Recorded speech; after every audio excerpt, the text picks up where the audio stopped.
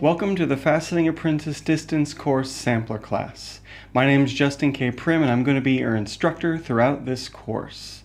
So the purpose of this video and this whole entire sampler course is to give you an idea about what the Faceting Apprentice system is like, what our interface is like, what the website's like, how the courses work, how the instruction works, what's the teaching like. So in this video, I'm going to be walking through a simplified cut that you can follow along with at home. The cut's called the 8-8 cut. It's a simple cut that comes from my book, The Secret Teachings of Gem Cutting.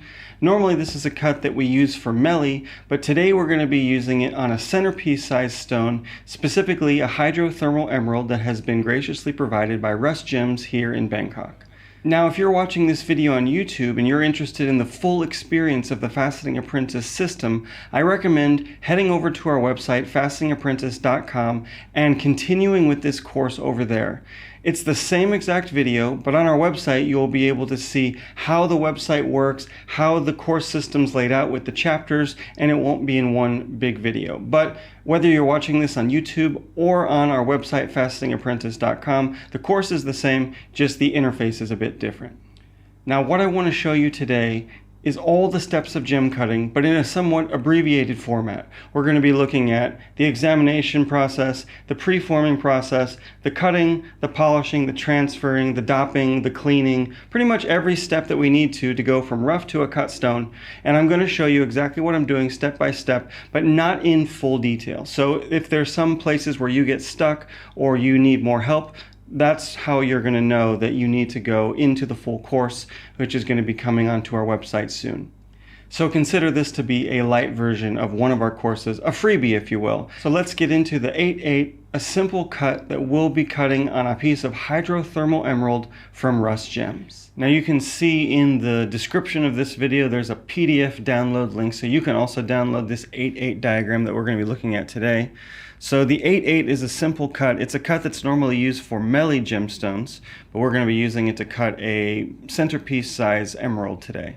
So you can see it's a simple design. There's 8 facets on the bottom, 8 facets on the top on a round stone with a table. So we're going to be able to do this one quickly and easily, getting the hang of all the faceting machine parts as well as the techniques for cutting and polishing an emerald. So just to break down the diagram a little bit, we've got one step on the pavilion, that's P1, 42 degrees. That's going to be these 8 facets, 96, 12, 24, 36, 48, 60, 72, and 84 index on our 96 index wheel. The crown is essentially identical. It's the same 8 facets except for it has a table on the top. For this exercise I'm going to be demonstrating on the Sri Lankan made handpiece style faceting machine, so I'll show you all the steps of cutting and polishing using this handpiece machine, and we'll see what we're going to do to this Colombian-esque hydrothermal emerald from Rust Gems. So whether you're looking at a man-made stone or a natural stone, the first step of any cutting process is going to be just the initial examination. We want to know everything about the stone, everything about its inclusions, its shape, its color zoning, pleochrism, anything that we can understand just from our initial examination. So this piece was sawn off of a larger boule. Normally the hydrothermal emerald comes in large flat green boules.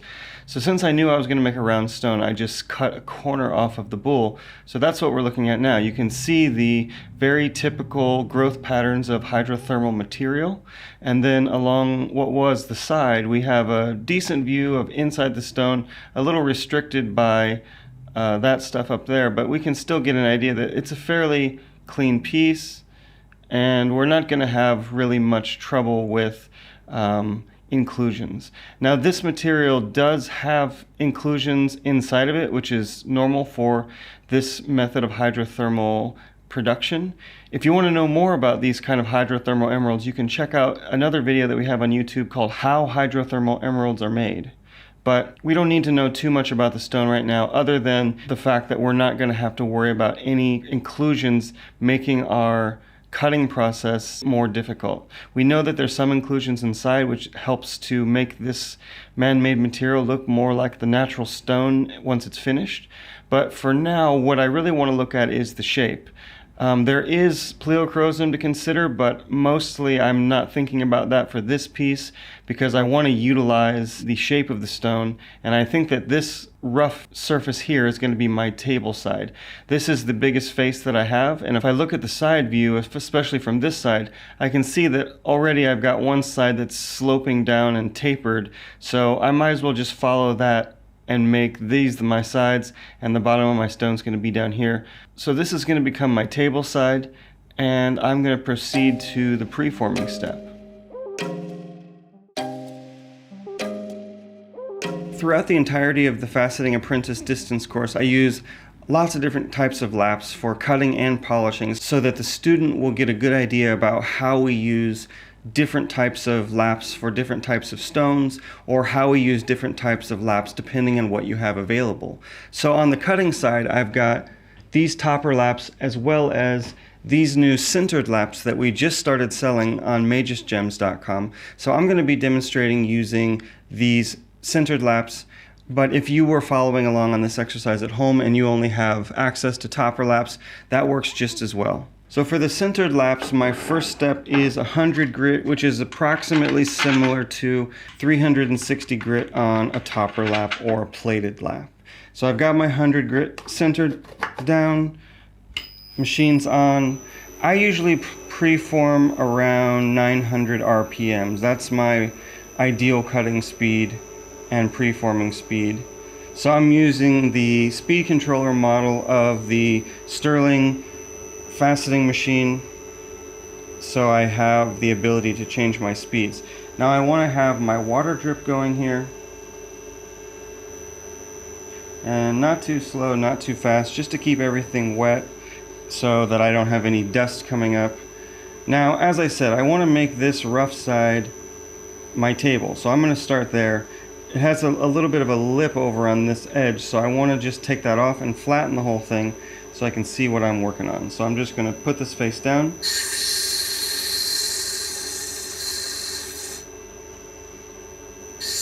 Now if you're following along with your own station and your own rough at home, you'll have to do your own examination and figure out where's the table going to go, what side of the stone will be the best face-up view for color, size, and clarity.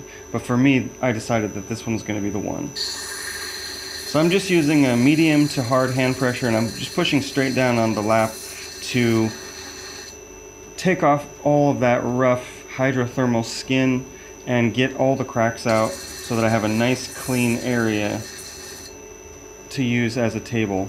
And this 100 grit centered lap works really nicely. It cuts fast, but it doesn't leave the surface extremely coarse the way that you would think from a typical 100 grit lap.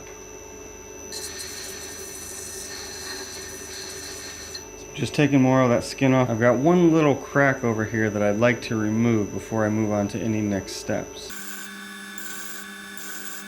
If I was trying to get the maximum yield out of this stone, I wouldn't go for a round shape, because obviously I sawed off a square piece of material, but for this exercise I want to make a round stone, so I'm willing to sacrifice some weight in order to make the shape and design that I want. So I'm going to go ahead and start to round this just a little bit. I don't need a perfect round circle yet, because my handpiece will help me do that, but just to get it started, it's quicker this way. So I've got my thumb on what's going to be the table, I've got my index finger on what's going to be the cullet point, and I'm just starting to round from left to right. So I don't want to round or preform back and forward, because I don't want to hit my thumbnail on the lap and grind it. So I'm going to just do everything easily from left to right, which also makes it easy to get a nice round shape.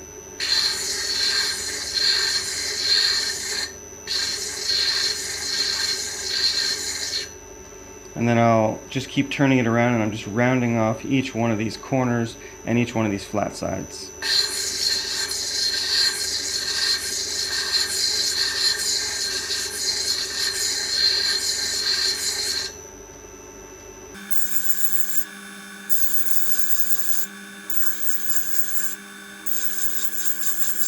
So you can see that the 100 grit centered lap makes pretty quick work of a stone like beryl. Now beryl, it's not too hard, but it's not too soft either. It's kind of a center hardness stone. So I'm starting to get the round shape, and you can see I still have that crack in there. It's pretty deep, so I think I would rather just cut that part of the stone off. That's just basically an unused bit that I won't need. So I'm just going to grind that off, and my round shape will just get a little bit smaller as I go, because I'll end up with a bigger stone than if I would try to ground down into this material and get rid of that. So let's keep on working on our outline shape.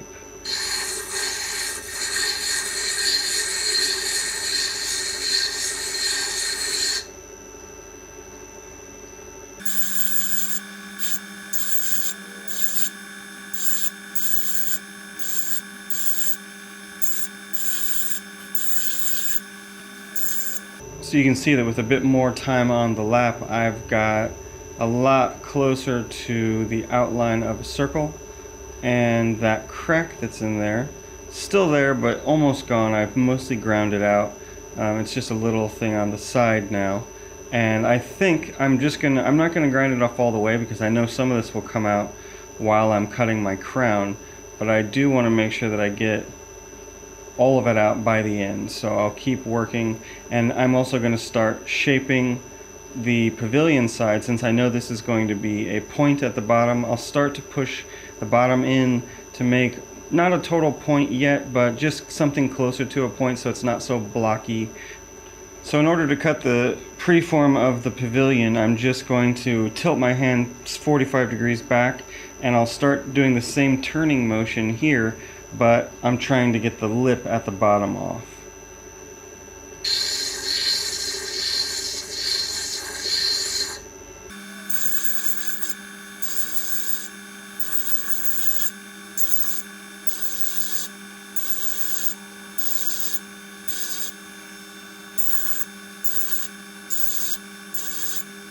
So now I've finished with my preforming step. You can see I've got a nice round shape, and we can look through the stone and also see that in the bottom I have mostly removed the flatness that was that square bottom. There's still a little bit of it right at the tip. You can see what's going to be the Q-lip point is still a flat area, and when we look through the stone we can see that the light's not reflecting. There's a window in the stone. But this is okay. I know that I have enough depth to create the design that I need, so that when I actually do the faceting, it's not going to take very much time or effort in order to make a Q-lip point. And doing it this way allows me to know that I have enough height, because I can visually see that my angles are correct, the material is deep enough so that for, hydrothermal barrel, I'm not going to create a window by using the appropriate angles that barrel needs in order to reflect light. So now let's go over and dop the stone so we can get ready to facet it.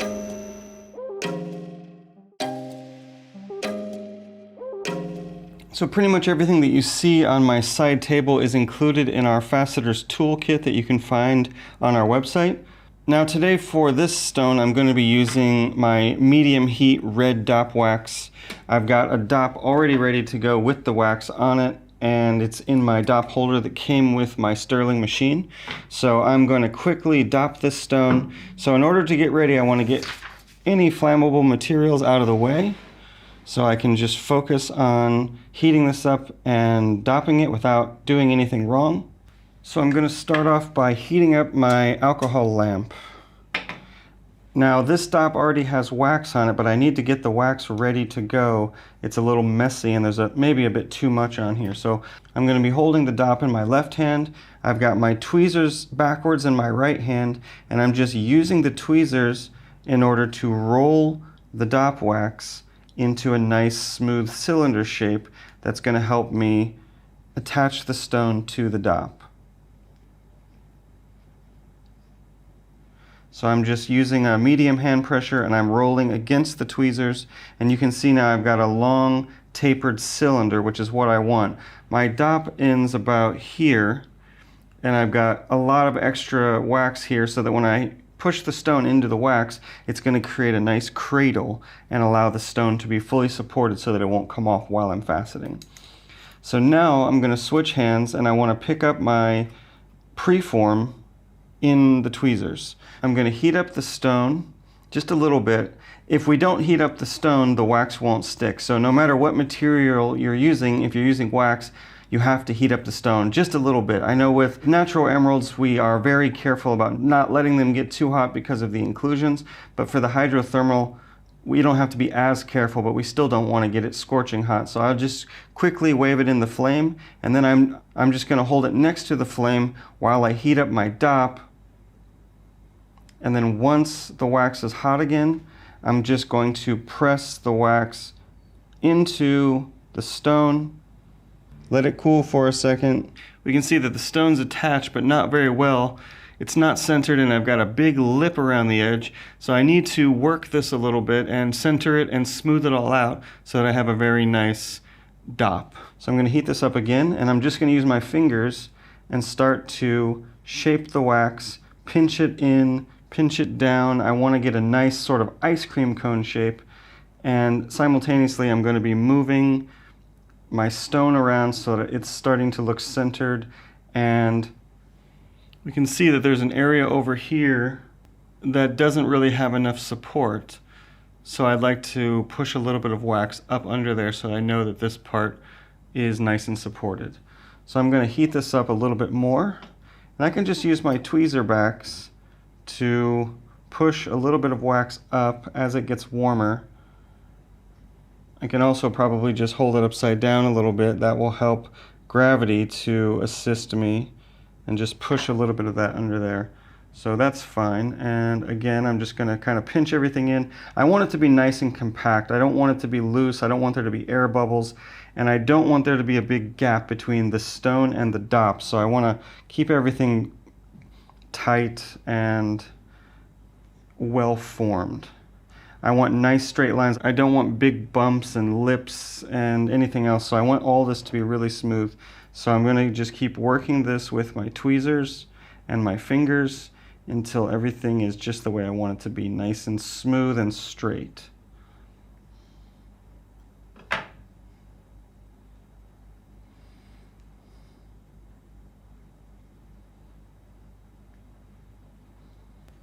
So here we can see this is a nicely formed dop. You can see there is a bit of a tapering down here. I don't have a bunch of wax coming up over the stone, so I have a nice exposed view of my girdle so that we can go back and cut it a little bit more on the perfect round shape. And now the final thing that I want to double check is to see if is this perfectly centered. And since we're using the handpiece, I can let the handpiece help me do that. So I'm going to go ahead and put my stone into the handpiece. I'm going to lock it. And then what I can do is just let the handpiece show me if it's centered. So if we look straight down at the stone while I turn it, we can see that it's not really spinning perfectly centered. It's a little bit off center. So what I'm going to do is just heat it up while it's in the handpiece, and I can actually do my adjustments in here. So I'll heat this up a little bit. Can turn it while I'm doing that. And now I'm just going to close one eye, and as I turn it, I can watch and see if it's perfectly centered or not. And then once I can't move it anymore, I'll heat it up again, check again. Now, if you haven't waxed dop before, it takes a little bit of time, and we go into it in a lot more depth in the full course. I'm just going to do this one quickly to show you how it's done, but I will go through in a deeper step-by-step in our other chapters of the course. So now we can see when I turn it around and around, it looks pretty centered now. It's not wobbling left, right, the way that it was doing before. We also notice that my stone isn't perfectly round, but we're going to fix that in this next step, so I'm not too worried about that. So let's check it out.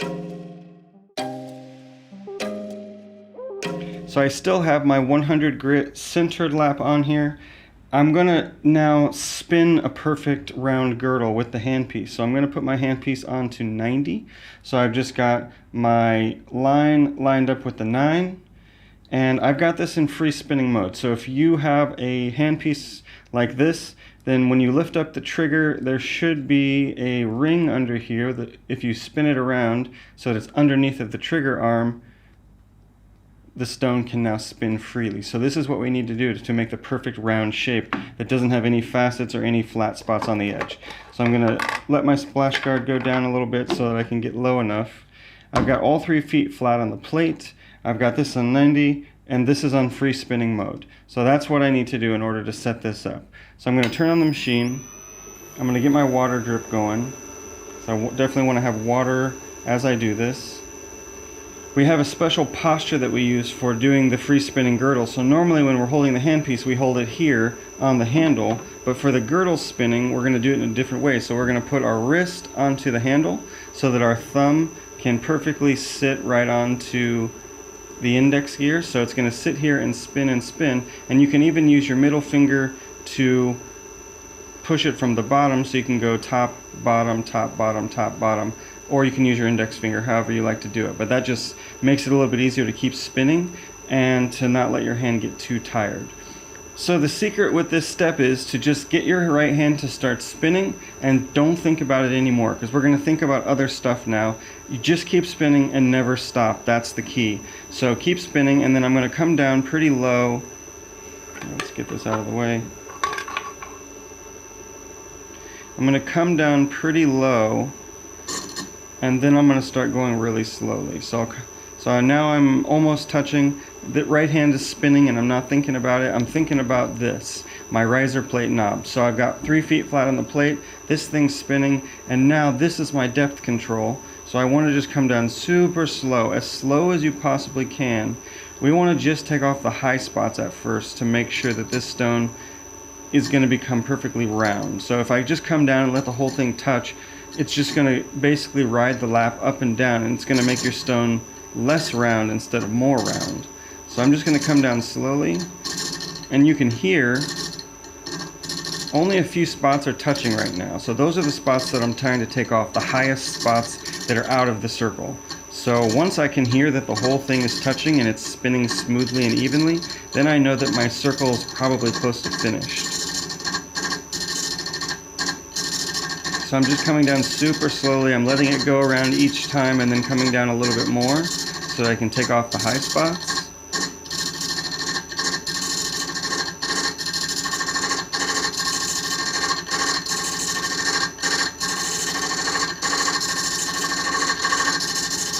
And eventually the whole thing starts to touch.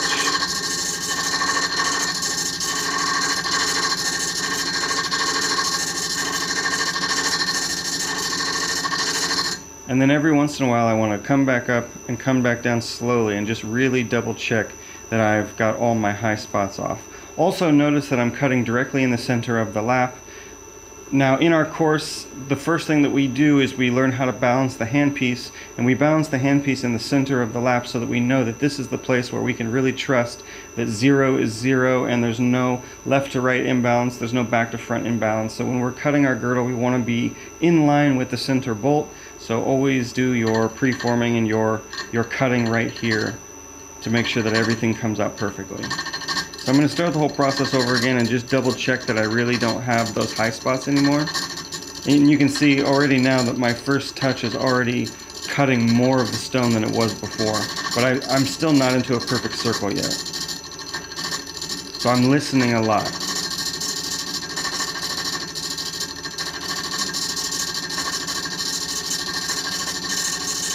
So now I can hear that the whole entire stone is touching. I'll let it go around for a while. And then I'm going to come back up and come back down again and just double check for those high spots.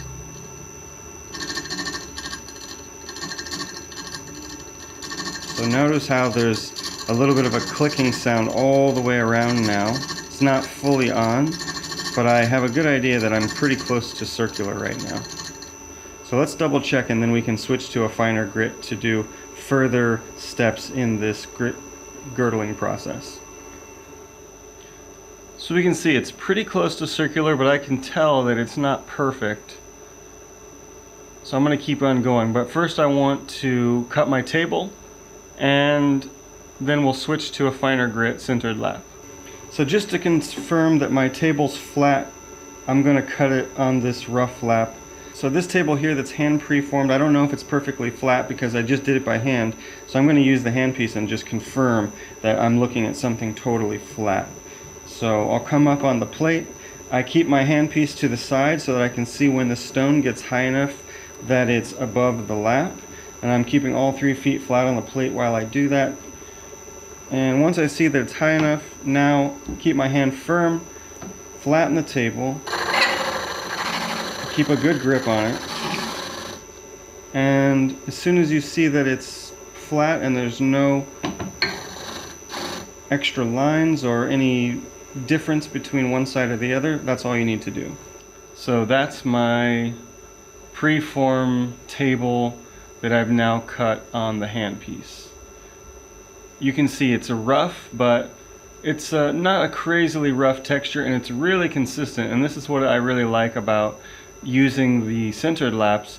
They give you a very consistent grit, even if it's in the really rough stages.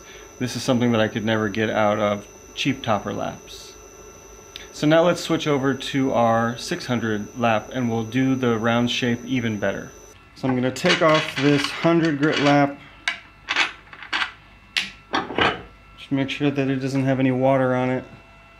And then I'm going to go to my second lap, which is the 600. And this will be our final preforming grit. So we're going to spin the round shape again. So you can get your water drip going, get your machine on. Since I already have this on 0, I'm going to go ahead and cut my table again, just so that it's up to 600 grit. So my handpiece is on 0, my index is on 96, because we always cut the table on 96. And I'm going to come back down and do that just one more time. Just make sure that it's totally flat. So now we can see that my table is a lot finer than it was before. Those rough scratches are a lot less rough now. It's still rough, but it'll be ready for polishing at this point once I get all the facets on there. So now what I need to do is get my perfect round shape, because I can see there's still a bump right over here, and it's just not as perfect as I'd like it to be. I want it to be a really, really beautiful round, so if I was going to put this into a ring or something, it would look spectacular. So I'm going to put my handpiece back to 90 degrees. All 3 feet flat on the plate. I'm actually going to give the plate a little bit of a wipe down since we have the splash guard off. I don't want any grit to contaminate the glass or to give me a little bit of a miss angle by being under the feet. So I want to put this back on free spinning mode, and we're going to go back into our girdling hand position, come down, and then once I'm close I start spinning. And I'm just going to be focused on my left hand that's controlling the depth, and I'm listening a lot. So just come down as slow as possible. You want to just make the most minute touch and try to, again, we're taking off all those high edges, and I'm confirming that I have a perfectly round shape, which I know that there were some bumps on there, so there's still some more high spots and unflat spots that I haven't taken off yet.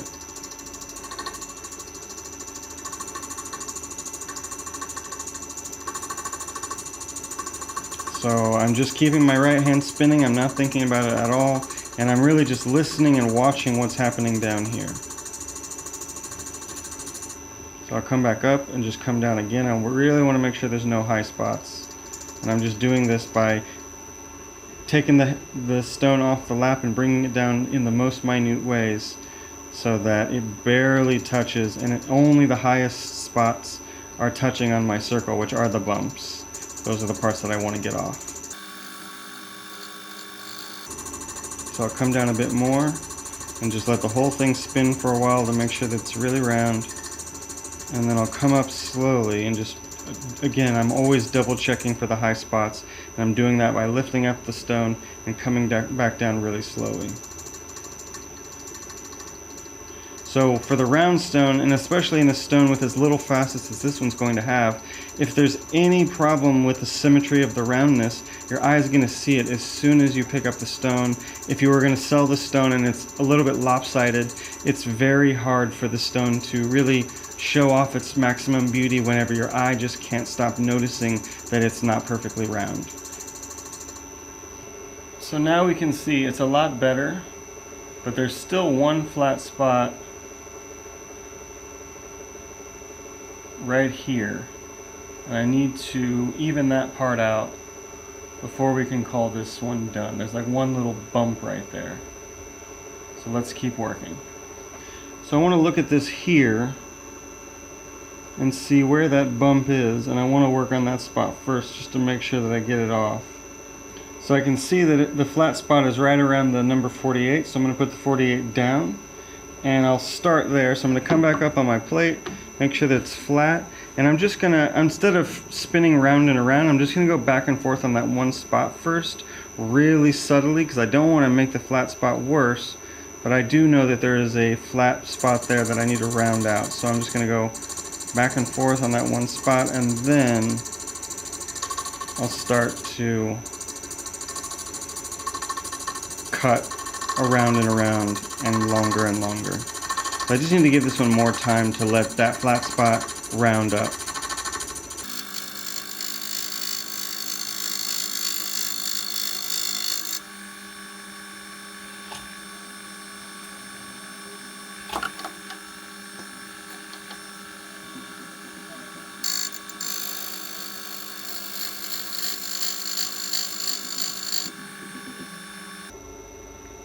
So now we can see that I've taken off that flat spot, and I'm pretty happy with this. There's still maybe a bit of a bump that I need to remove,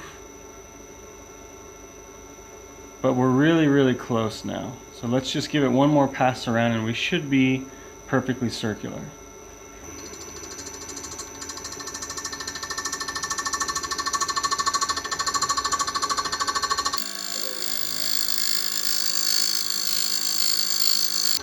So I like my final touch to just be a super light touch, just to finally confirm that there's still no high spots, no bumps that I might have accidentally made by leaving the stone flat for too long anywhere.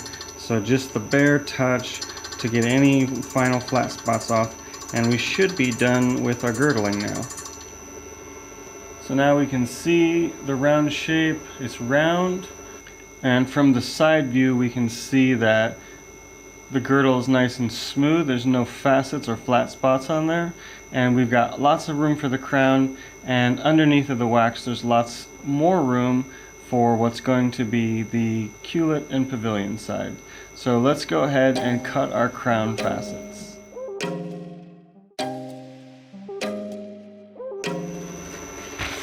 So I'll give everything a quick wipe down just to make sure that we're not having any of the old stuff around, just keeping it clean. Now I'm going to just stick with the 600 lap.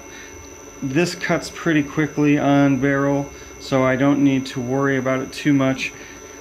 So if we go back to our diagram view, we can see that our first step is going to be C1, 35 degrees, and we've got 8 indexes that we need to cut on. So that's 96, 12, 24, 36, 48, 60, 72, and 84. That's going to be those 8 shapes that are going to be around the table. So this is, again, a really simple cut, just a good exercise. This is one that's normally used for melee stones, just to get a simple but bright cut, but we're going to use it for a bigger stone. And we can see that those 8 index numbers that are listed on the design, they perfectly match my index gear here. So 96, 12, 24, 36, 48, 60, 72, 84, and back to 96. So in order to cut this design, I don't need to do anything but cut on the big numbers. So if I turn my free spinning mode off and set it to 96, then I am set up index-wise for my first facet. So now the only thing I need to do is change my handpiece to 35 degrees. And we do that by lining up the 0 line with the angle that we want. So halfway between 3 and 4, 30 and 40 is going to be 35. So that's angle 35, index 96, and we are ready to cut our first facets. So I'm going to raise the plate up a bit because it's down low for the girdle.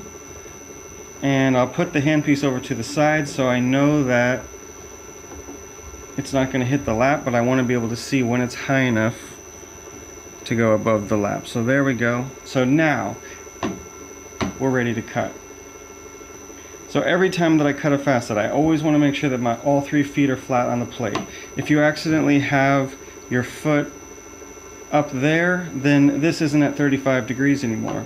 If you accidentally have one of your back feet up on this ridge, then your handpiece is slightly tilted to one side or the other, so the facet won't be flat. So always make sure you can come down with 2 feet, and then I always keep my 2 fingers around this 3rd foot so that I can easily let it down slowly. So I put 2 feet down every time. I come down on my fingers, and then I slide the handpiece down until I feel it's touched the glass. And then I know that I can control it. If I'm not using the depth control, I can use my fingers to come down super slowly and make really minute touches if I need to. But for the first touch, we don't have to worry about that. Just go down flat, and we're going to use the handpiece height control and cut in the first facet.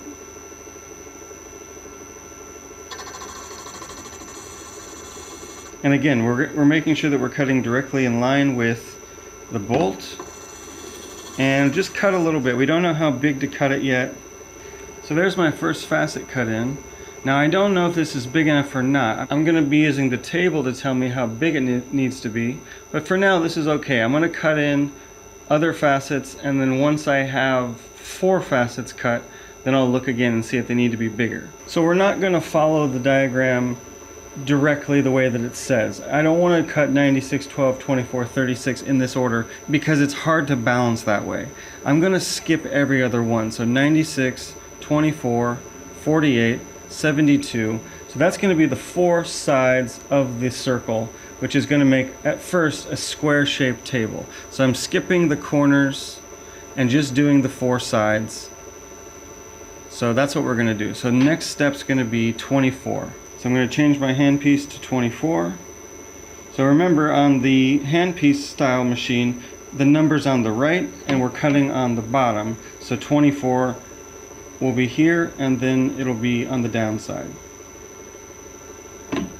So since I cut 96 and the plate was at this level, I haven't changed the plate, so I'm just going to cut to the same depth. So I don't change anything, I just cut until the handpiece is flat on the plate. And then it should cut to close to the same. It's not usually exactly perfect, but close to. So I'm going to go ahead and cut all 4 that way. So I'll skip a number and go to 48. That's the 3rd side of the square. And then once I feel that the 3rd foot has touched the glass, I'll go to the 4th side, which is 72. And just come down until you feel it touch the glass. And I'm just going to double check my 96 again is the same. Now they're all the same. So let's see what that looks like. So we can see here, I've cut in 4 facets. They appear to be about the same size. We're not totally sure yet. We haven't really looked closely. I'm not ready to look yet. But when I look from the top view, these 4 facets look pretty small compared to a giant square table. This table's too big. If we look at the diagram, the table is a little bit less than 50% of the stone. This is more like, I don't know, 75% or 80% of the width of the stone.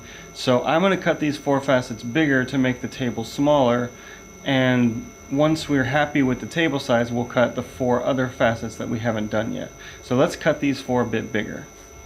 So I'm going to go back to 96, and I'm going to go down a little bit more, cut this 96 facet a bit deeper, maybe double the size it was before, and then I'll go around and cut the rest of the 4 to the same depth. So basically I'm not touching the plate anymore, I'm just cutting until the 3rd foot hits the glass and I can feel the change.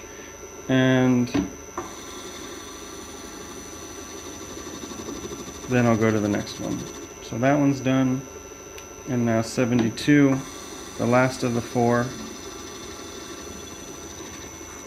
So I feel that they're all 4 down, double check 96. And now when I go around and look at them, I can see that they're a lot bigger. Notice the line between the facet is a lot longer than it was before. Before it was barely even there. So that's what they look like from the side view.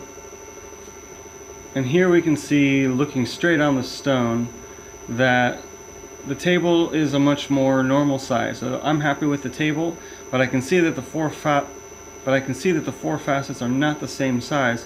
So I need to go through and really closely double check the height of each one. Now the way I'm going to be doing that is with the side view. So if I look at my stone from the side view and I'm looking parallel with the table, what I want to be looking at are, do 2 facets that I'm looking at come down to the same depth? And I can see here that one of these facets is deeper than the other. The one that looks like it's above is a little bit deeper than the one below, and these 2 look to be pretty equal. But I need basically just to go around and cut any facet that doesn't look like it's matching its partner, and they eventually should all 4 be to the same. They look pretty close. There's about maybe just 1 or 2 that are off. So I'm looking from this point of view and just checking each one, and the loop comes in handy here because we really want to know, is one higher than another? So I see that this one's not as deep as the one next to it. So I'm going to go make sure that they're all 3 flat on the plate and then come down slowly. And you're just going to cut a little bit and then check. And once you see that the facets are even, there's not one above or one below, then they're good. And remember, we're looking directly in the middle of the facet compared to the middle of the next facet, so that's how we check. So this one needs to come down even more. And so the trick is to look a lot. If you just keep cutting and cutting without double checking, chances are you're going to make your facet too big. So I'm just making small cuts, and now I see that those 2 facets are equal. So checking with the next one, okay, this one needs to be bigger. So this is called balancing. So we're going to go around and just balance all 4. If you're following along, it might take a little while. This is usually the hardest part, this balancing of the 8. And since this stone is only these 8 facets, I have to make sure that they're very perfect, because there's nothing to hide any mistakes that I made in the balancing steps. So if they're not balanced, whoever looks at the stone is going to instantly know that I wasn't really looking at what I was doing, and they're going to just feel that there's something off about the symmetry of the stone. So I'm just keep touching different ones that I see need to get bigger, methodically moving around in the circle, and wipe it off if you need to. So now I'm really close. When I look at the 2 facets side by side, they all look to be about equal. So that means I'm ready to move on to the next step. I still have time to balance these 4 facets later, but it's easier to put in the corner facets if these are almost 100% perfect. So if you're about 95% perfect or better as far as the size goes, then you're ready to go on. And now when we look at the table view, it looks a lot more balanced. I see that I'm not 100% there, but it's going to be easier for me to figure out the very, very fine adjustments I need to make when I get to the next step. So let's go on. So the next step is simply just to cut in the facets that we didn't do already. So the first one will be 12, because that's the first one that we skipped. So that's the first corner number. It's this one over here. So now we've already done the 4 sides, and what we have left to do is these 4 corners, which are the 4 numbers that we skipped: 12, 36, 60, and 84. So we're going to go ahead and cut those now. So I'm going to put my index gear on 12, and the plate's already set to the right height, so I'm just going to do a soft touch. I can see I've got these corners coming in, so they're going to come down and be the same depth as these 2. And remember, we're looking in the middle of the facet to judge the depth. So I'm going to cut that in all the way. I'm just checking my progress as I go. I don't want it to become deeper than any of those other facets. Now these corners don't take as long, so be careful. we're just basically cutting a little bit of material off compared to the ones that we already did. So I'm just going to go through and cut all 4 of the corners to the same plate depth. So that should get me into the right ballpark area. And now that I've got all 8, I can really look at the girdle and see, do I have one facet up and one facet down? Do I have one facet up and one facet down, or are they all to the same depth? So let me look and see. So when I go around and look, they look close but not perfect. I can see that this facet is smaller than this facet. The width doesn't look the same, and the line on the table also looks less wide than this one does. I can also look from this side girdle view and notice that the middle of this facet is lower than the middle of this facet. So I know that this facet needs to get a little bit bigger. And then finally, when I'm looking from my table view, looking at the table shows us immediately that the facets aren't balanced because the table looks lopsided right now. When I get certain facets down, they look like they're drooping. For example, this one, the table looks like it's drooping down a little bit. This line is not as long as the ones next to it. So you can use all 3 of these views, and you need to use all 3 of these views in order to balance the facet. There, that one right there, I can see the table looks like it's drooping down from this point of view. This facet's not big enough. So I'm going to go through using all 3 of those views and balance the facets, balance the 8. Now if we were cutting a round brilliant stone, this would be the first step for the round brilliant, balancing the 8. We have 8 mains in a round brilliant. They're the same numbers as this design. There's just more steps after this. But even in the round brilliant, it's very important that we balance the 8, because this is the foundation that the rest of the design sits on. And for this design, this is the only thing on the stone. So if these 8 aren't balanced, the stone's going to look a little bit ugly. And we're going to notice every time we look at the stone that something's wrong with it. So I'm just looking for the one that looks the most unbalanced, cutting that one, and then looking again and seeing what my eye can show me. So doing this well and doing it quickly is really dependent on how well your eye is trained to see symmetry. So if you've never cut a stone before, if this is your first experience, then it might take you a little bit longer because maybe you're not used to looking at fine comparisons of symmetry like this. But the longer you do this, the more stones you cut, the easier and more natural it becomes. So I'm just going around and looking at the width of each facet with the help of the table and seeing if there are any facets that are bigger than other facets, and if so, I'm making the small ones a little bit bigger. And now, since I'm not moving the plate up and down anymore, I'm just using handpiece pressure, then using my fingers and letting the handpiece slide through my fingers becomes really important now, because every time I come down, I'm putting 2 feet on the plate so that I know that they're on the glass, then I'm coming down on my 2 fingers, and then I'm letting this handpiece slide through my fingers so I know that I'm just doing a really soft touch. If I press too hard, the facets are going to get too big, and that's going to be a bad problem. So just double checking that my girdle line is straight and that no facets are bigger or smaller than other facets, and I can see there's still some work to go.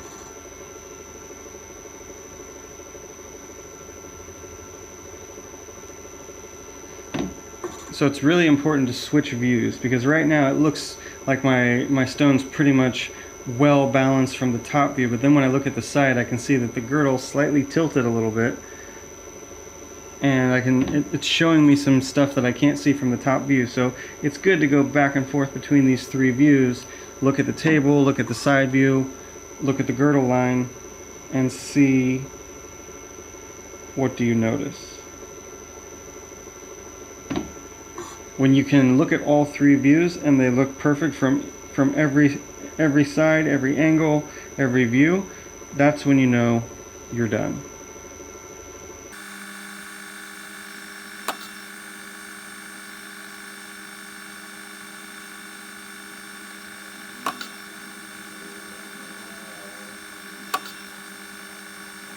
So now I feel like my 8 mains are balanced, but I see that my table's gotten a little bit small.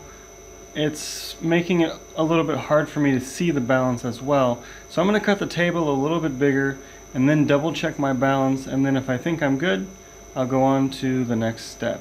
So I'm going to go back to 96 index, which is where we always cut our tables. I'm going to go back to 0 degrees and raise up the plate a little bit so that I can make sure that my handpiece is flat. I'll just come down, quick touch, I don't want to make it too big. And check, and then cut it until you're happy with the size. The table should be maybe around 50%, 45% of this design.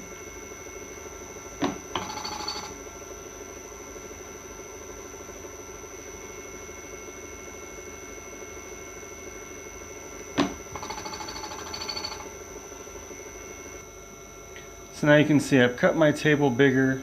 I'll do my last observation to see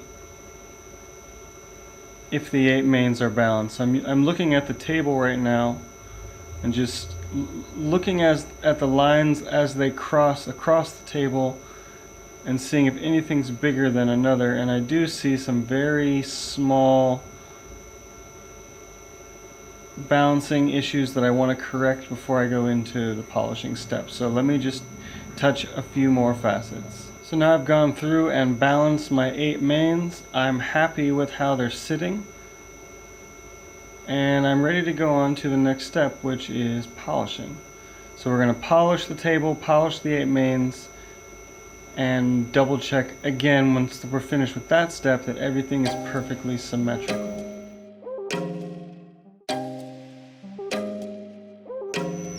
So we can turn off our lap, stop the water drip. We're going to take off our centered cutting lap and switch over to the polishing step. Now, as you can see, I've got lots of laps to choose from, but for this particular stone, I'm going to go with my dominatrix laps, which is my typical go-to lap for most stones. I like this one because it's already set up with a dual band system, so I've got 8,000 grit on the outside, 60,000 grit on the inside, and I can do my pre-polishing and my polishing in one step. Now, I do have some of my other laps set up this way, a copper lap and a tin lap with a dual band system, but for this emerald, since I'm not worried about any oil going in the stone or needing to, have any special process, this is going to be fine for my polishing step. So before I do that, I want to wash my hands and just make sure that I don't have any dust or diamond powder from the earlier stages that might contaminate my polishing lap, and then I'm ready to go into polishing. So now this lap's already set up. I've got my 2 different grits of polishing powder up here that I've made. So this is just diamond powder mixed with Singer oil. I've got my 04 here. I've got my 01 here. So the 04 is on the outside, that's about 8,000 grit. 01's on the inside, that's a 60,000 grit. So I can do my pre-polishing and my polishing back to back without having to switch laps. It saves a lot of time. And I think it's really essential for the handpiece cutting. So I'm going to start at the beginning, 96, I've got my handpiece on 35, and I'm going to go around and polish each one of these 8 main facets on the outer ring and the inner ring simultaneously. So I can get rid of my splash guard now because there's nothing else that's going to splash out. And what I like to do is I'll take a paper towel, I rip it in half. So one piece is for the inner ring, one piece is for the outer ring. We don't want to cross-contaminate these, so if you touch it on the outer ring, you need to wipe it off thoroughly before you touch it on the inner ring. You don't want any of that 8,000 grit powder getting in on the 60,000 grit, or you're going to mess up your lap performance. So we can go ahead, turn on the lap. I'm going to keep this around 900 RPMs unless I have a problem. That's usually the speed that I like to go with. And then I'm just going to come down until the stone touches the lap.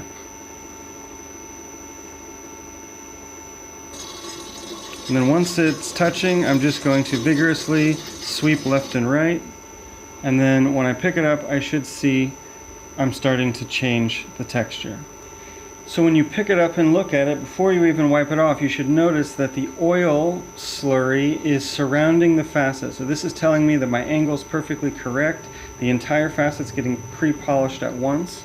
If I saw that only the top or the bottom half of this facet was getting touched and the slurry was not around the entire facet, that would tell me that maybe my angle's a little bit off or my handpiece plate isn't exactly where it's supposed to be on the depth.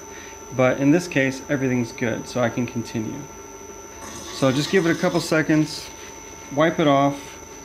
Now it's really important to have your loop, so I like to keep my loop right on my finger right here the entire time that I'm polishing, so I can just check it when I pick it up. And then what you want to do is look at the facet in different lighting conditions. So I like to blink it between full reflection and no reflection of the direct light, and this will show me if there's any deep scratches or problems.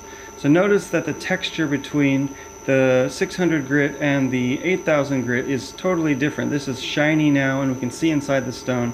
It's not perfectly smooth. You can see there's some streaks and some polishing lines, but I'm not worried at all about this because the 60,000 grit will take this off. I'm just looking for any holes, pits, or deep scratches that aren't going to come out with a few seconds on the fine polishing. So this is ready to go to fine polishing already. So I'm going to give it one more wipe off just to make sure that there's no diamond powder floating around on there to contaminate my inner ring. And then I'm going to go to the 60,000 grit for a few seconds, wipe it off, and check it. So now you can see just a couple seconds on the fine polishing lap took all those streaks off, all those polishing marks. It's perfectly smooth now. There's a little bit at the bottom. I'm going to give it a few more seconds and then I'm ready to go on to the next facet.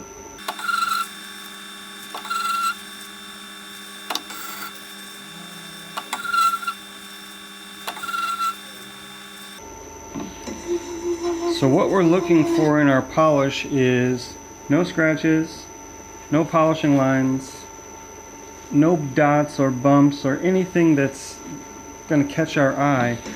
We want it to be perfectly glassy smooth.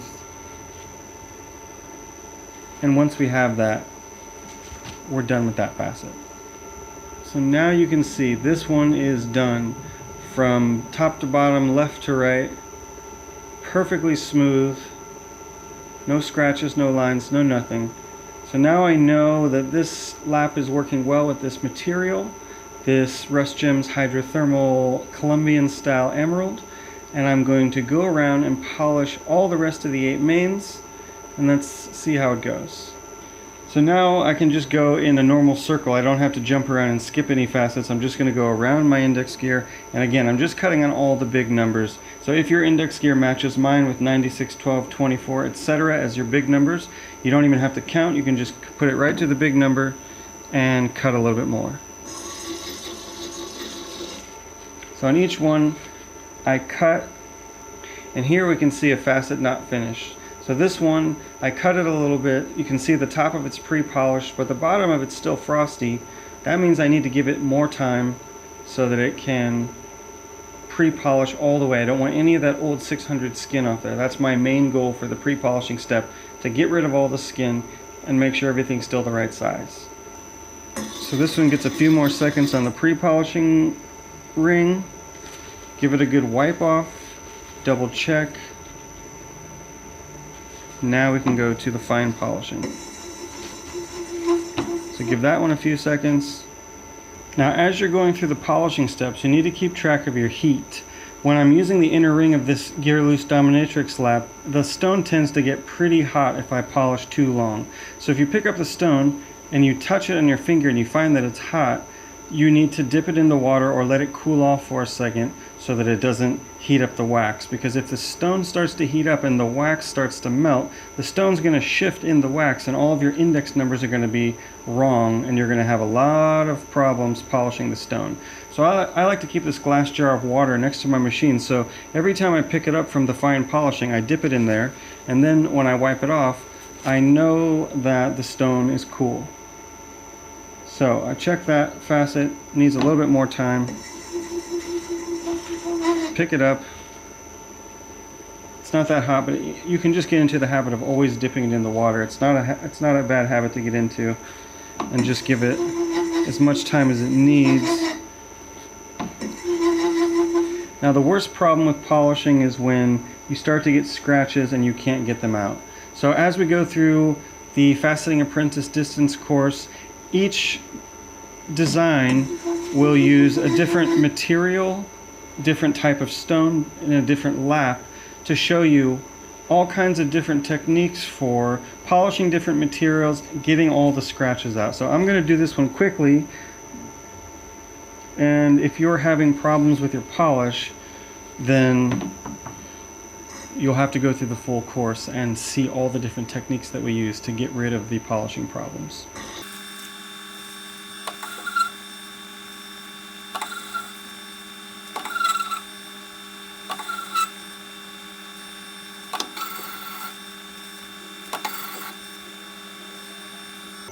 So now I've finished polishing all 8 mains. You can see that they're all shiny, glassy, smooth, no scratches, no pits, and all the facets are to the same size. So this is exactly what we want to do. So if you have gotten all your facets to the exact same size and polished and fine polished, we are ready to go on and polish the table, which is going to be nearly the final step for the crown. Okay, so in order to polish the table, we will go back to 96 on the index gear. We're going to put our angle back to 0. And otherwise, same thing. We're going to make sure all 3 feet are flat on the plate. We're going to come down on the outer ring, and as soon as the stone hits the lap, that's the level we want to keep it at. We don't want to go any lower than that, because then we might start tilting our table down. The angle won't be on 0 anymore, so we don't want to go any more than we need to.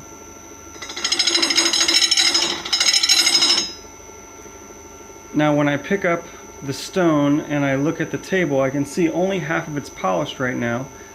So that might tell me that I need to lower my plate a tiny bit to adjust my angle, or it might just mean I need to leave it for a few more seconds because I'm letting the lap flatten out with the polishing. So I'm just going to come down a super tiny bit and give it a few more seconds.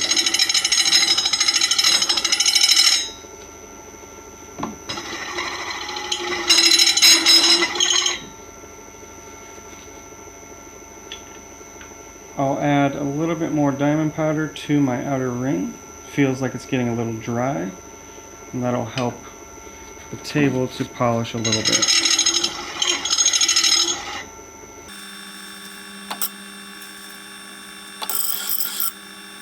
So now when I look at my table, I can see that the whole thing is pre-polished. It still looks really streaky, but pretty consistent. There's no exceptionally deep scratches or holes. It's pretty much just generally the same. And this is what I want to look for to see if I'm ready to actually go to my pre-polishing.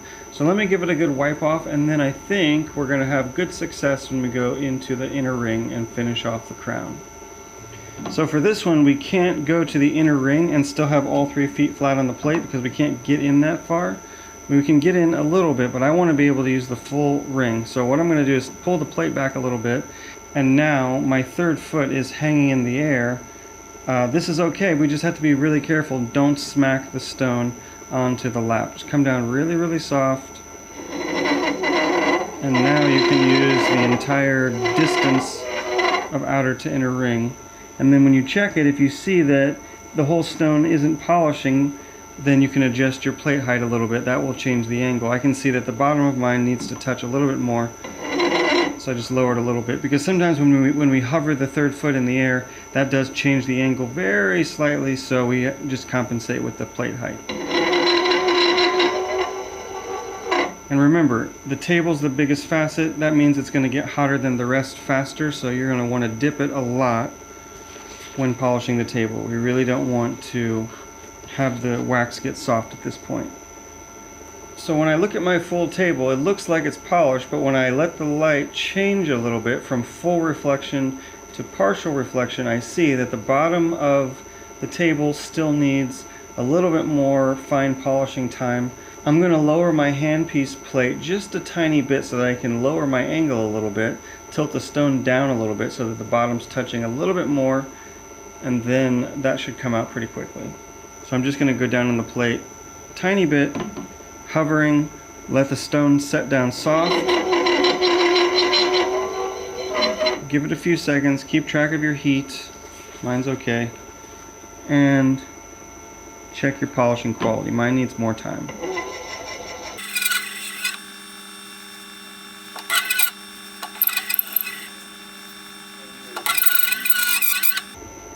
So since the table's the biggest facet, it's usually the hardest one to polish. It's usually the one that gives you the most problems. Usually the one that takes the most time.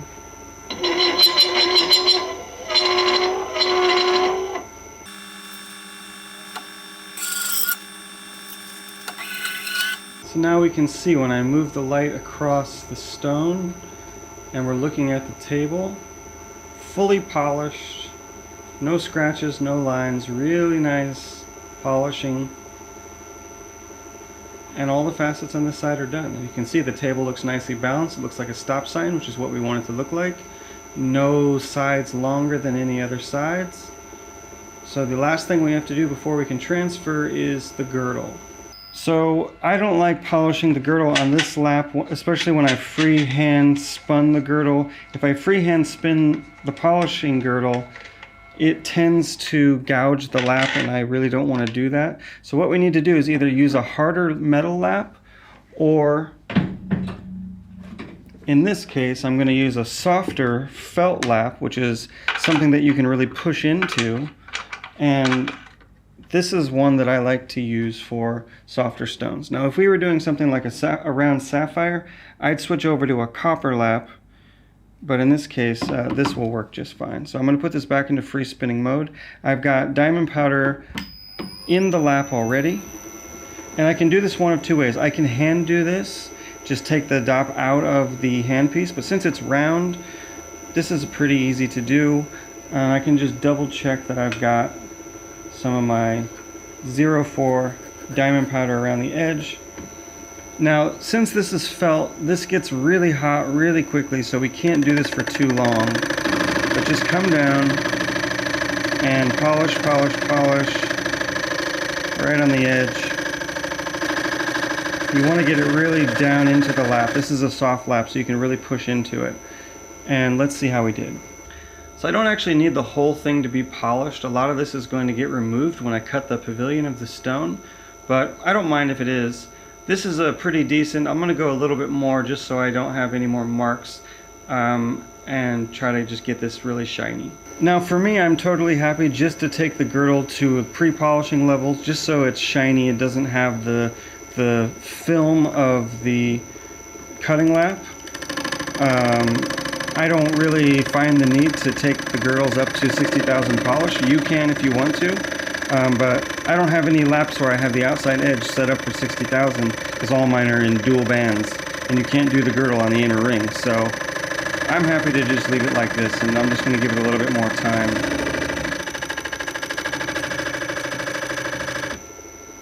And then I'll check it with the loop. And yeah, I'm happy with this.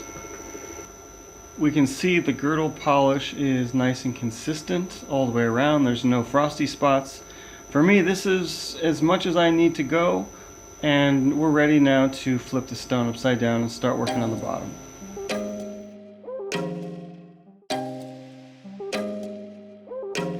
So in order to flip the stone upside down, the first thing I need to do is take it off the dop. And I have to take it out of the handpiece before I can do that. So I'm going to loosen the handpiece, take the dop out, and now I can put the dop back into this dop holder. And what I'm going to do is heat up the wax. It doesn't take very long at all, and then as it gets hot, I'm going to start pushing the wax back with the back of my tweezers, because I don't want to take the wax off. I just want to take the stone out of the wax. If I keep the wax on the dop, I can use it for my next project. So I'm just going to go around pushing, pushing, pushing so that I can push the wax down off the stone. And then eventually, the stone just pops out. And what I like to do is just prepare my dops for the next project. So I always just roll them briefly and get a nice prepared dop so that it's ready for the next project. So we can put this one away. We don't need the heat anymore. Now what we're going to need is a flat dop. So before I dop these, I want to clean them off, because my dop still has glue on it from a previous project, and my stone has some wax on it. So what I'm going to do is take my acetone, I'm going to just drop my dop in there, and I'm gonna gently drop the stone in there. The stone I'm gonna swish around a little bit and just try to help the wax come off, but pretty much I can just leave it sitting there for a couple of minutes and the acetone will dissolve all the wax. So let's just give this a couple minutes. So I'm gonna take out my dop and just give the top a good wipe off. I just want to get rid of any old glue, any old wax, anything that's on the dop. I want it to be nice and clean for the transfer process. So this is ready, so I can go ahead and put this into the dop holder and then set that to the side. Now for the stone. So it looks like it still has a lot of wax on it, but the wax comes off pretty easily whenever I wipe it off. So yeah, all the wax came off nice and easy. And there's the Preform Pavilion that I made with a very thick girdle and the crown that we just cut and polished. So if we look closely, we can see nice big window where there's a flat spot in the bottom, but we're going to take care of this in the next step. So here's how we do the transfer in my studio. So the glue that we're going to use is Loctite 480. We use wax for the first side, but since we cut crown first, it's really easy to do a freehand transfer with the glue with a flat dop and a flat table. So we're going to shake up the glue. And now, if you haven't used this before, the Loctite 80 is very viscous. It's very wet, so we can't just put this straight onto the dop. It makes a huge mess and runs all over the place. So we're going to use the top of the acetone jar as an applicator. Just put a drop on there. Put your dop into the glue. So there's just a little bit of glue on there. And we're going to take the table, make sure it's nice and cleaned off. Drop it into that glue, smear it around a little bit so the glue goes everywhere. And now you have about a minute. So I'm bent down here and I'm just looking at the side view, turning the dop holder around, and I want to make sure that the stone is perfectly centered.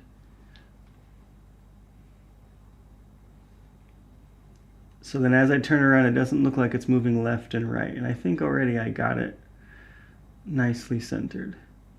If it's not 100% perfect, it's okay, we can deal with that, but the closer you get to the center, the easier it makes it, and the faster the cutting goes. So this is fine. This takes about 10 minutes to dry, so I'm gonna let this sit for 10 minutes, then we're gonna start cutting the pavilion.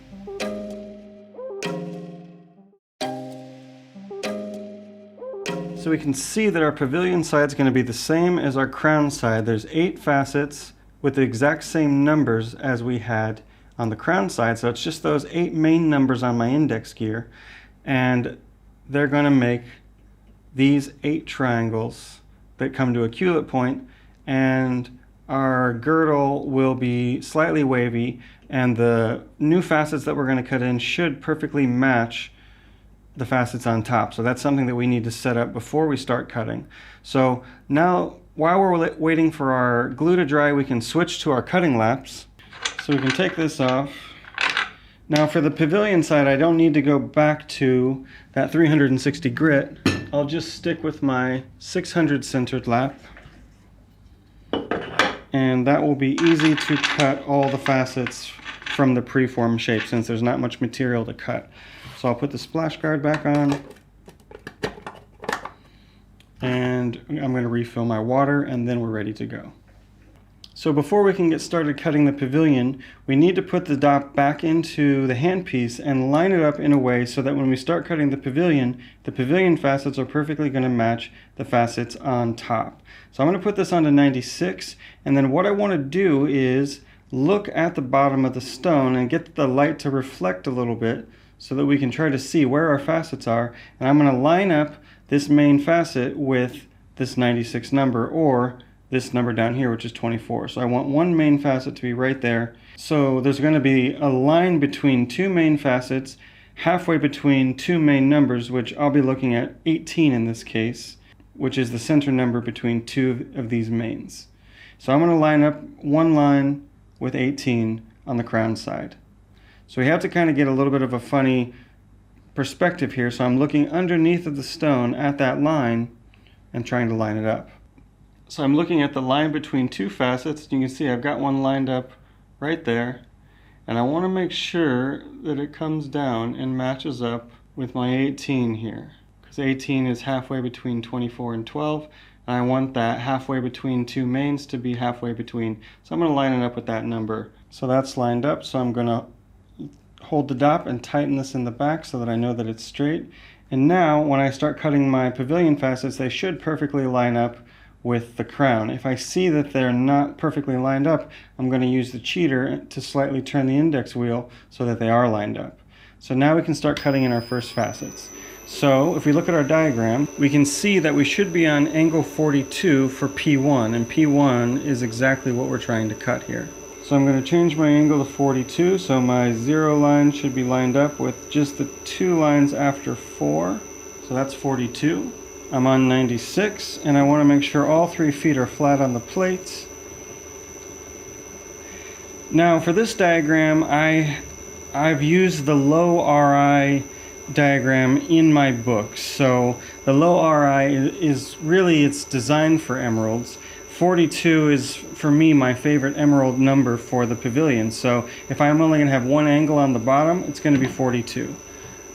I'm going to get my water drip going, and I'll come down and start to cut.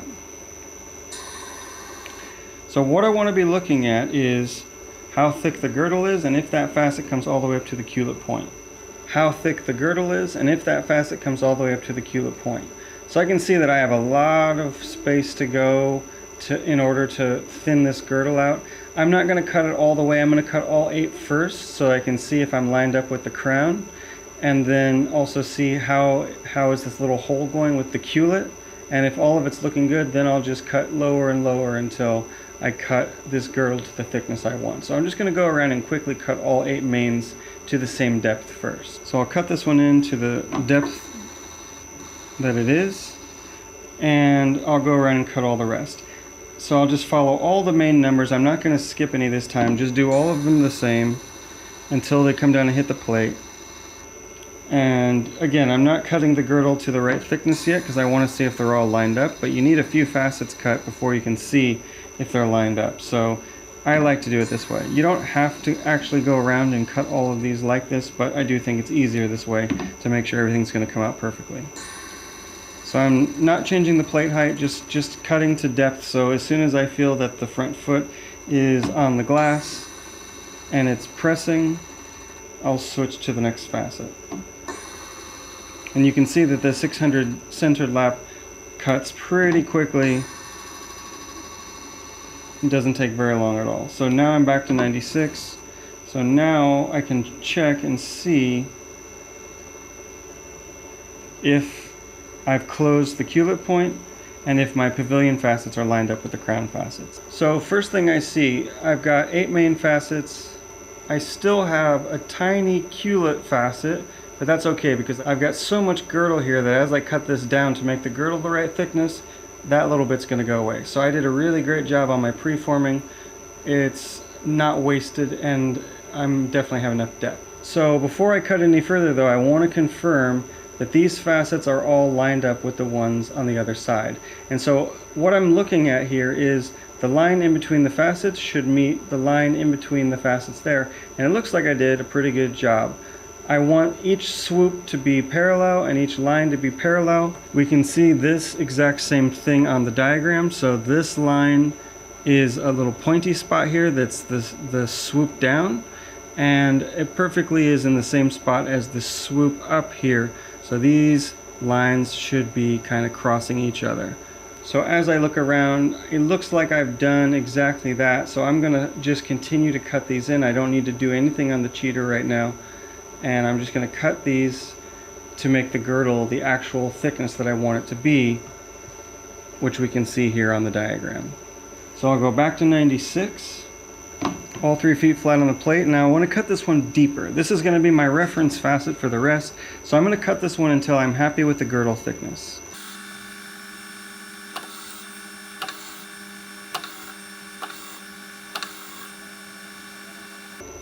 So if we look at our diagram, we can see that The thickness of the girdle in the middle of the facet is the thinnest part of the girdle, and it's the thickest at the points. So I'm looking at the middle here, and I want to see, as I cut in this pavilion, I'm looking for the thinnest area that I want my girdle to be, and I've just set it, so here we can see it now. So notice we can see how thick the girdle is there now. It's much thinner than it was before. Notice here it's huge, and now here it's tiny. So this might still be a little bit too thick, but I think it's going to be okay for this size of the stone. So what I'm going to do now is cut each of the rest of these 8 down to the same thickness as this girdle. So that's what we have to do now, balance again. So that was 96, I'll go on to 12. Now I'm not going to change the handpiece plate anymore. That should get me within 90-95% of the perfect depth, and then by eye I'll manually just double check that it's perfectly to depth. So I'm going to cut all 8 of these. And just make sure that you don't cut any too big, because we don't want the girdle to get any thinner. And just cut to depth. And I'm going to quickly cut all 8 of them to depth, and then I'll use the loop and confirm the thickness. So when I feel that they're getting really close, when the 3rd foot's hitting the plate, I just stop, change. I'm not even looking at them yet. And I'm just going through all those main numbers.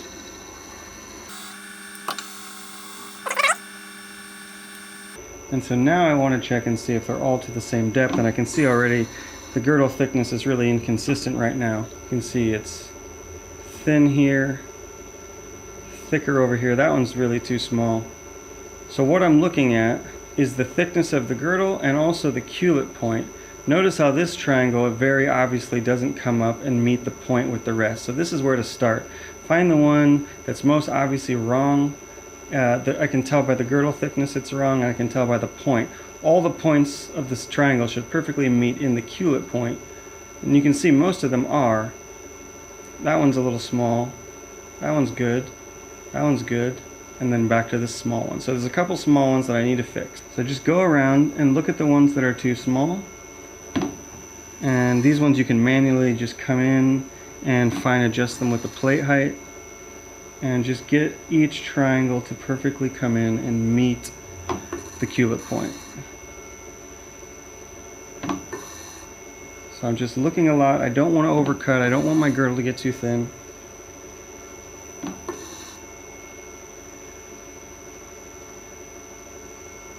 And just find the ones that aren't big enough.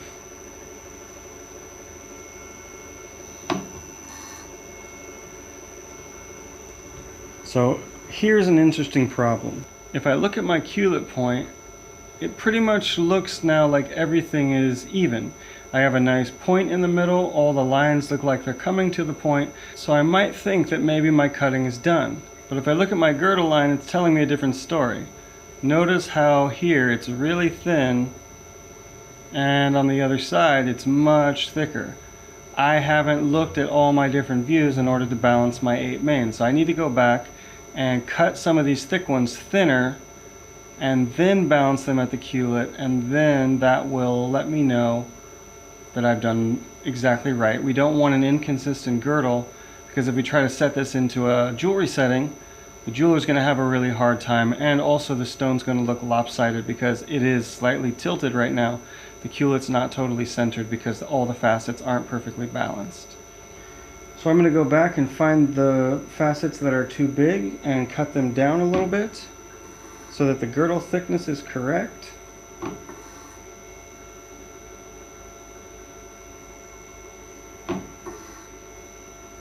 Then I can use the cullet point as well to check and see if everything's even.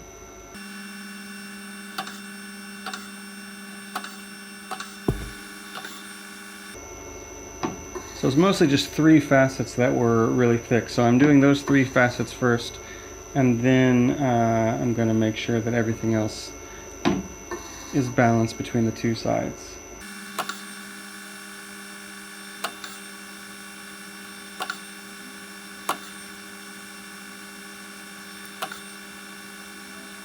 So I've continued to balance my facets, and now you can see that all the facets look like they're meeting at the cullet point. And we can see that the girdle is very consistent now. We don't have any sides thicker or thinner. It's just even. Also notice that our lines met up very nicely with the ones below it. That's what we wanted it to do. So if all your facets are balanced and you have a nicely balanced cullet point with an even girdle, we're ready to go on to polishing. We're going to remove the 600 centered lap and switch over to our dominatrix lap again. And you can put that on, lock it, remove the splash guard, and I'm going to wash my hands and wipe everything down, and then we're ready to go on to polishing. So once our polishing lap is on, we're going to go back to 96. We're going to start at the beginning, double check that you're on 42, nothing should be changed. Come up so that all 3 feet are flat on the plate. We're going to turn the machine on, and then just come down until the stone touches the lap. Don't go any further because we don't want to change our angle by lowering the plate too much. So just come down until it just starts touching and give it some time. You're going to need paper towel and a loop. So I can see that after a few seconds on the lap, my pre-polishing slurry is perfectly covering the entire facet, so I know that my angle and my handpiece plate are perfectly set correctly. Now I just need to make sure that there are no deep scratches or any pits, and then I can move on to fine polishing. So I'll give this one a few more seconds. Wipe it off. Wipe it off again so that you know there's no extra slurry on there. And then we're going to move up to our fine polishing area. Switch paper towels, give it another wipe off. On this side we don't have to worry so much about the heat. The glue will move if the stone gets incredibly hot, but the lap can't get that hot, so we don't really need to worry about the heat when we've used glue. It's just when we're working with wax. So all we need to do now is get a good polish, and we can go on to the next facet.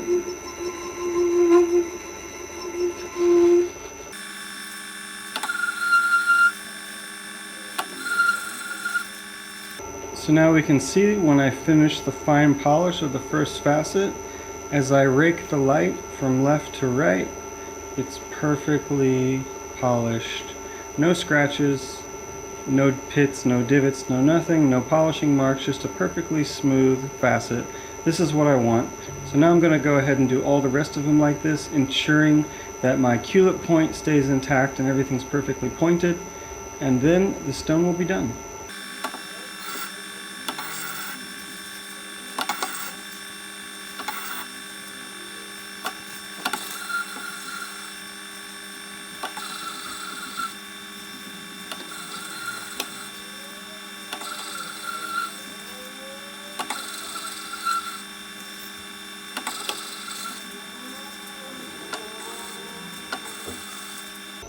So I finished going through each of the 8 facets. You can see that they are finely polished top to bottom, left to right, no scratches, no polishing marks. So if you're going around and trying to polish, you want to get yours exactly like this. No scratches, no issues. If you're having trouble, just try your best. And if you've liked this experience, then you might find the distance course at facetingapprentice.com to be helpful to you.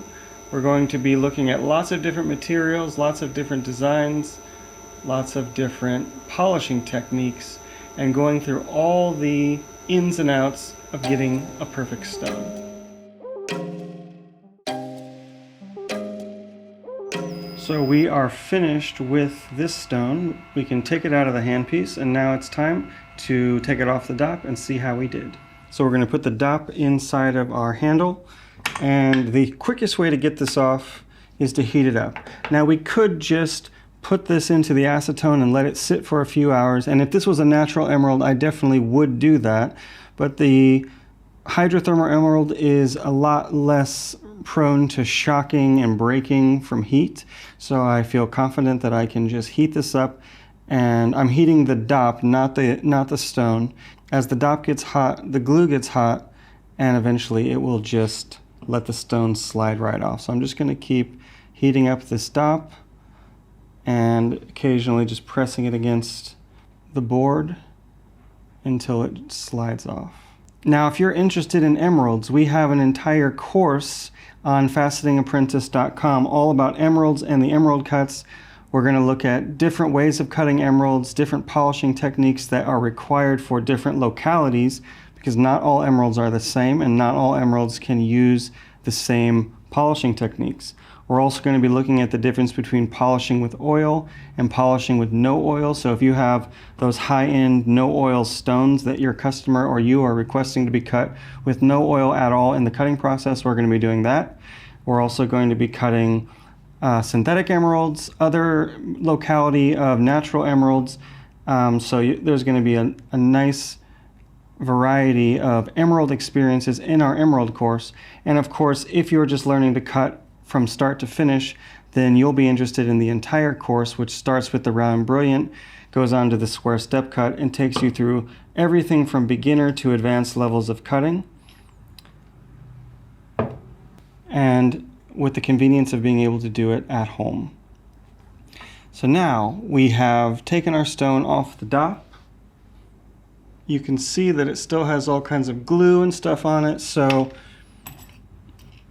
we're going to put our heat away, and as long as the stone is cool, we can drop it into the acetone. If it's gotten a little hot during that process, you don't want to put it in there hot because that can shock the stone, but this one is just fine. It's a little warm, but that's all.